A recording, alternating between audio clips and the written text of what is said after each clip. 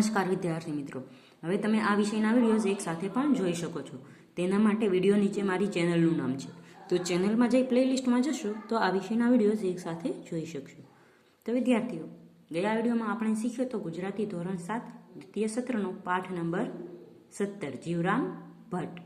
આ વિડીયોમાં આપણે આ પાઠનો અભ્યાસ શીખીશું.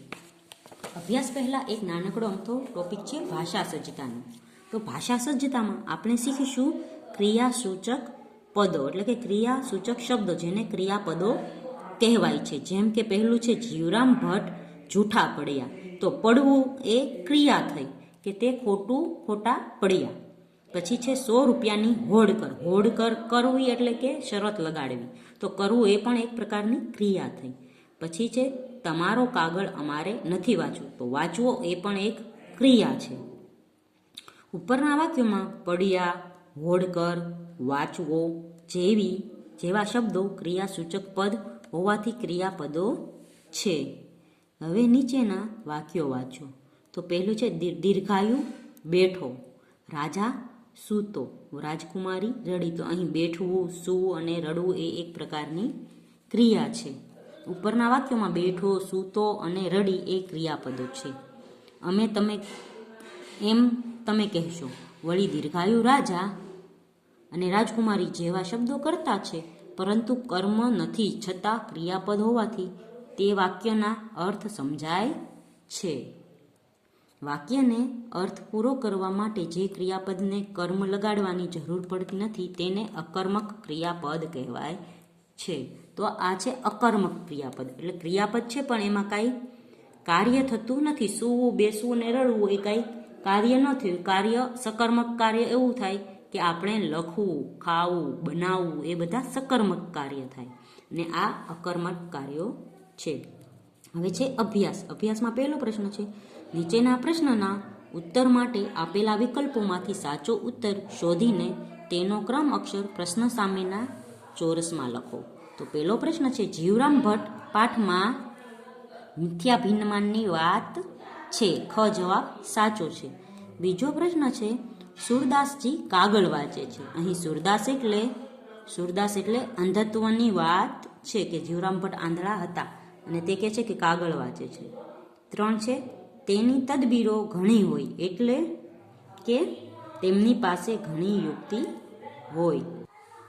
બીજો પ્રશ્ન છે નીચેના દરેક પ્રશ્નોનો ઉત્તર એક એક વાક્યમાં આપો.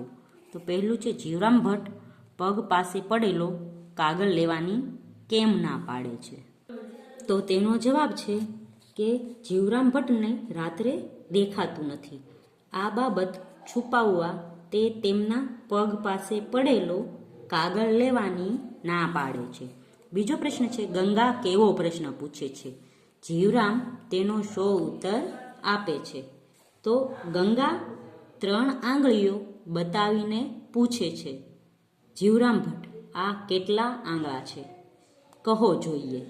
ત્યારે જીવરામ ભટ્ટ ઉત્તર આપે છે કહીએ તો તમે શું આપશો? પછી 3 નંબરનો પ્રશ્ન છે કેવા વૃક્ષ અને માણસ નમે છે? તો તેનો જવાબ છે ફળવાળા વૃક્ષો અને ગુણવાન માણસો નમે છે. પછી 4 નંબરનો પ્રશ્ન છે જીવરામ ભટ્ટ શાની હોડ કરવાનું કહે છે? તો જીવરામ ભટ્ટ 100 રૂપિયાની હોડ કરવાનું કહે છે. આગળનો પ્રશ્ન સ્વાધ્યાય છે. એમાં પહેલો પ્રશ્ન નીચેના પ્રશ્નોના ઉત્તર લખો. તો પહેલો પ્રશ્ન છે જીવરામ ભટ્ટને બીજો કાગળ આપ. આવું રઘનાથ સોમનાથને શા માટે કહે છે? તેનો જવાબ છે જીવરામ ભટ્ટ રતાંધળા હોવાથી રાત્રે જોઈ શકતા નથી. આ હકીકત છુપાવવાનો તે સતત પ્રયત્ન કરતા રહે છે.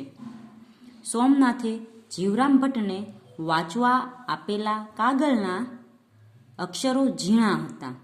જીવરામ ભટ્ટ ઝીણા અક્ષરનું બહાનું કાઢીને એને વાંચવાનો ઇનકાર કરે છે. તેથી રઘનાથ સોમનાથને કહે છે જીવરામને મોટા અક્ષર વાળો કાગળ વાંચવા આપ્યો હોત તો ઠીક થાત. બીજો પ્રશ્ન છે જીવરામ ભટ્ટ શા માટે કાગળ પાછો આપે છે? તો તેનો જવાબ છે રતાંધળા જીવરામ ભટ્ટ રાતના સમયે કાગળ વાંચી શકતા નથી. વળી સોમનાથે કહ્યું કે કાગળના અક્ષરો આંધળો પણ વાંચી શકે એવા છે. તેથી એ કાગળ ન વાંચવા માટે જીવરામ ભટ્ટને બહાનું મળી ગયું.